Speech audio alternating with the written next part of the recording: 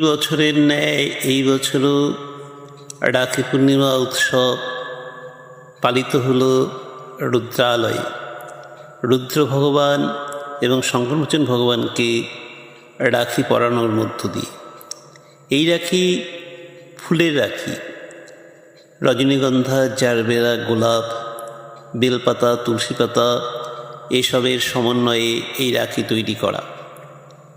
রক্ষাবন্ধন, রাখি বন্ধন, আমরা একে অপরের হাতে রাখি পরাই, খুব ভালো, কিন্তু ভগবানের হাতে আমরা পরাই কয়জন?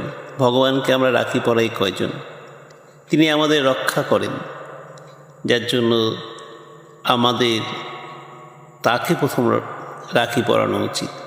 যাই হোক, আমরা প্রতি বছর এই রাখিটা পরাই এবং ভগবানের উদ্দেশ্যে প্রার্থনা করি, তোমার ভক্তদের, তোমাকে যারা ডাকে, তোমাকে যারা ভালোবাসে, তাদের তুমি এইভাবে রক্ষা করো, যার জন্য আজকে আমাদের এই রক্ষাবন্ধন বা রাখি বন্ধন উৎসব। হর হর মহাদেব। জয় শঙ্করমোচন।